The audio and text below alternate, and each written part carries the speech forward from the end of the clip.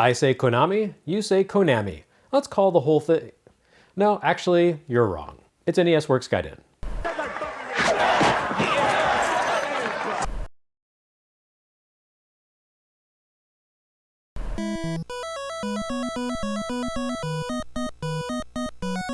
One of the all-time heavy-hitting game developers of the 8-bit era makes its Famicom debut here, and video game history is all the better for it. Antarctic Adventure may not have the same tapestry of rich sound and gameplay and visuals that we've come to expect from Konami's NES output, but this is a pretty good start for the company on NES all the same. By 1985, Konami had been around for quite a while, having produced some bona fide arcade hits, like Frogger, Locomotion, Time Pilot, and Gyrus, not to mention Hyper Sports and Mikey, which we've seen on SG-1000. But in the company's early days, it focused its home development efforts on the MSX, a platform for which it would ultimately produce something like 100 games over the course of the decade. And now we have the company testing console waters by converting MSX's Antarctic Adventure. Well, that's what it's called on the title screen, though the box curiously uses a formal Japanese translation of the name for its title, which is pretty uncommon in 80s Japanese games, which love to display English loanwords for a sense of international cool. Here it's Kekkyoku Nankyoku Daibouken, which means Great Antarctic Adventure. Konami's Sega and Nintendo console debuts make for, collectively, a somewhat surprising strategy.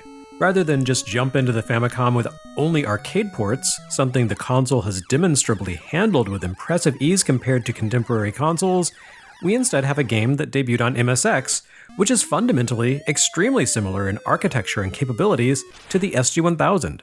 Meanwhile, Konami entered the SG-1000 market with arcade home conversions that the devs kind of fumbled, when MSX port opportunities, like this game, were right there.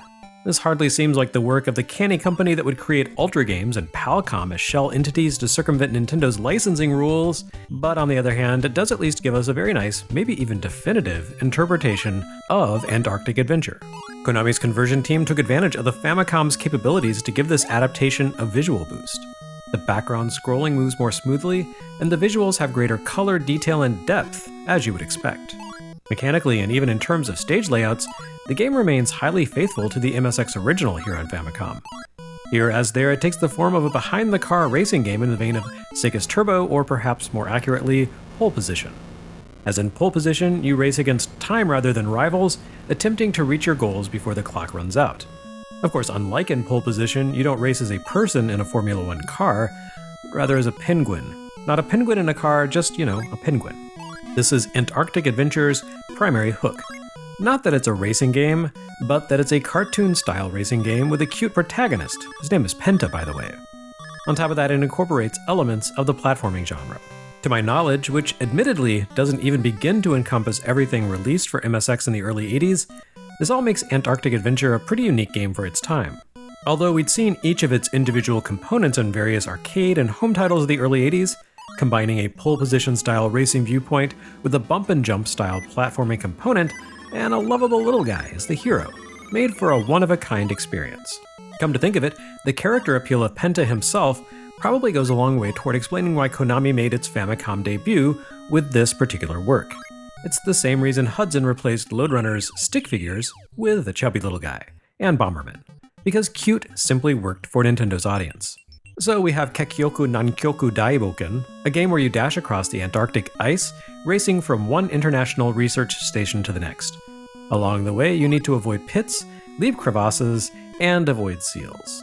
Despite what we have learned from Morgan Freeman, the seals, or sea lions I guess, here won't attempt to devour Penta. They're friendly chaps who simply poke their heads above the ice and cause our hero to stumble and lose time, same as happens with the small ice pits, the difference being that you can leap the pits, but not the seals. Crevasses present more of a threat to your racing endeavors, as they're large enough to fall into. Again, Penta plummeting to his death would be a bit off-brand for this cute little racer, so he simply clutches the edge of the precipice and has to pull himself up to the surface, which you achieve by rapidly tapping the jump button. Every stumble and fumble you trip up causes you to stall out and waste time. And if you fail to hit even a single goal here before the timer runs down, the game ends. No extra lives. You can't even earn extra time on the clock, so far as I can tell. You can collect fish that leap out of the water and flags that dot the landscape for bonus points, but those simply exist for bragging rights, rather than as a gameplay mechanic. Konami's designers put a lot of thought into the course layouts here. The levels obviously grow more and more difficult as you advance from stage to stage, but the nature of the challenge varies. Some stages incorporate more turns, which tend to be populated with crevasses that you need to leap while leaning into the curve, and others are more linear, but riddled with holes and seals.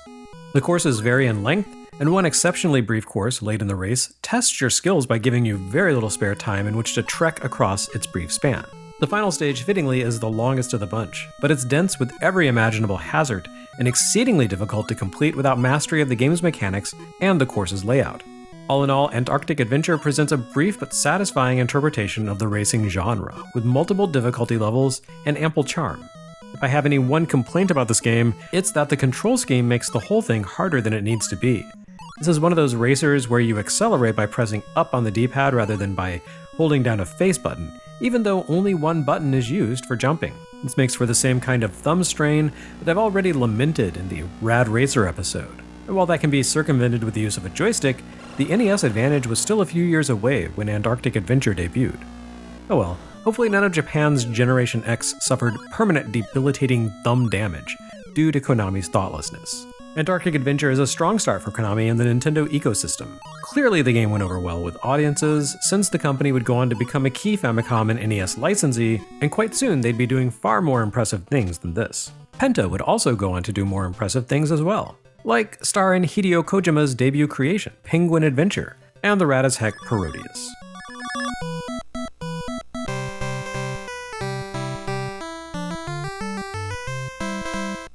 Also from Konami, and dropping day and date with Kekkyoku Nankyoku Daibouken, it's Yie Ar Kung-Fu, Konami's extremely early entry into the extremely young fighting game genre. There's more of Street Fighter than Karate Champ about this game, but only barely. Don't expect anything up to the standards of Capcom's later hit in this one. This is a simple and incredibly unfair fighter in which your protagonist, a cheerful red-headed fellow by the name of Lee, takes on a string of increasingly difficult opponents in one-on-one martial combat. The game begins with a straightforward match between Lee and a brawler named Wang, who doesn't believe in fair play. He brings a stick to a fist fight. Next up, there's a lumpy dude named Tao, who attacks by breathing fireballs at you. And then you face Chen, who swings a chain weapon that can reach halfway across the screen. The sole woman in the combat roster, Lang, likes to launch shuriken at you. And the final of the 6 combatants, Mu, likes to launch himself. Oh, and somewhere along the way you get to play a bonus round in which you can punch and kick objects out of the air for bonus points. This is a decent interpretation of the arcade original, though with only 5 opponents to battle versus the Coin-Ops 13, it definitely feels slight. I don't think Yie Ar Kung-Fu is particularly enjoyable, but nevertheless it holds an important place in video game history. I compared it to Street Fighter, and for good reason. Your protagonist, Lee, no points for guessing who he's modeled after, commands a sort of primal version of the martial skills that designer Takashi Nishiyama would explore in games like Kung Fu, Trojan, Street Fighter, and the King of Fighters. You possess both punches and kicks, and you can attack while standing, crouching, and leaping. Unlike in Karate Champ, which preceded this game and controlled with a complicated dual stick setup, this all plays out through a fairly straightforward stick and button setup. Also, unlike in Karate Champ, the fortunes of combatants here are determined by a health meter system rather than a formal scoring system. You beat on someone until their stamina is drained, and then you win. Where Yie Ar Kung-Fu needs some work is in its overall feel and controls. It's very loose and a bit sloppy, with the protagonist's only real offensive advantage over his opponents being his mobility. You can take soaring leaps into the air, which is often the only way to avoid your enemy's furious ranged attacks. But these jumps lack a certain grace and nuance that would feature in later games. It also has extremely unforgiving hitboxes, the one place it really feels more like Karate Champ than Kung Fu. Only Lee's tiny fists and feet are actually capable of landing a blow on enemies, which means you need to line up your attacks perfectly, rather than just moving in as close as possible. A requirement your opponents, and their extremely long weapons, don't need to worry about. It's promising but rough, and Konami never really managed to follow up on Yie Ar Kung-Fu with proper refinements. Meanwhile, over on the IREM side of things, Kung Fu, or Kung Fu Master, or Spartan X, hit arcades seemingly within weeks of or even before Konami's coin-op original, depending on which sources you choose to believe.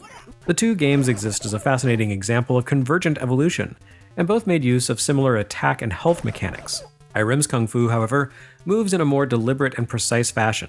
It also offers more to do than just wail on bosses, with the run-up to your encounters with the most powerful opponents dogging the protagonist with small fry and even non-human hazards that allow players to hone their mastery of the controls before wading into a definitive battle. On Famicom, Yie Ar Kung-Fu earns points for getting there first, shipping a couple of months ahead of Spartan X.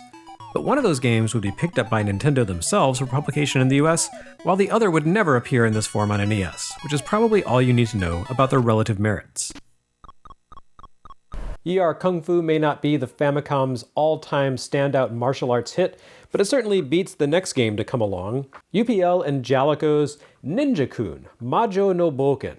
Tragically though, I think this may be the more successful title. Ninja-Kun began life in arcades, where it had been produced by Space Panic and Mr. Do creators, UPL. The Famicom version, however, comes to us courtesy of Jaleco, which means it was ported by, you guessed it, TOSE. I think this may be the point where we begin to see the legacy of shameful jank that defined so much of the Famicom's life.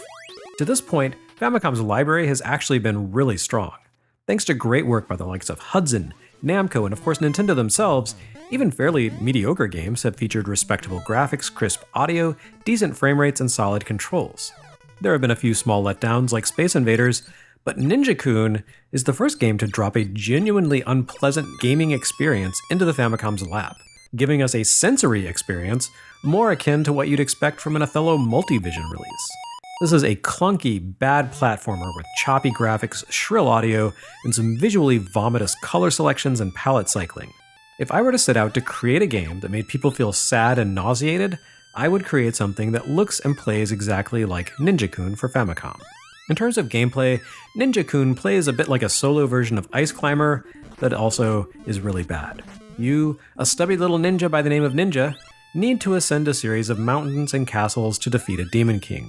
Along the way you do battle with other ninja and various monsters, such as living Daruma. There's probably more beyond that, but I like the skills, or rather the stomach, to play beyond the second level.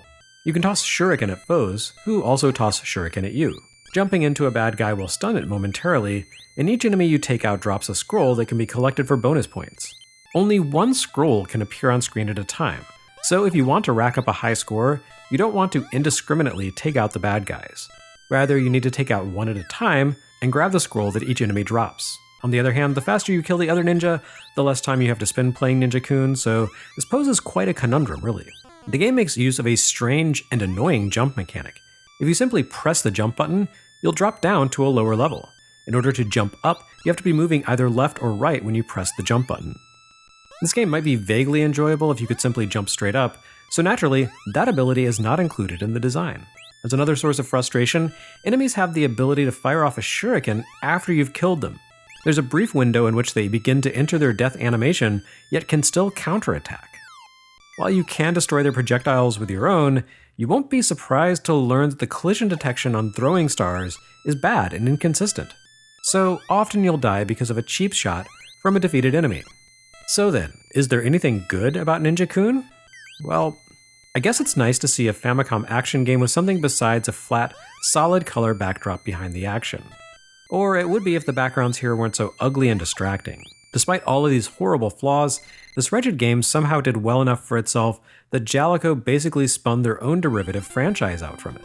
Half a year after Ninja-Kun's debut, Jaleco's Ninja Jajamaru-kun would hit Famicom and sell more than 1 million copies, becoming a legitimate breakthrough hit that utterly eclipsed UPL's original.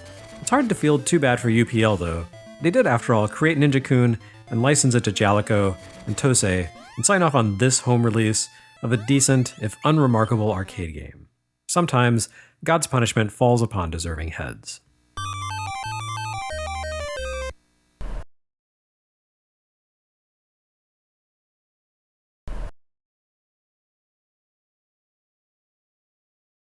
Next time on NES Works Gaiden, a much-needed palate cleanser.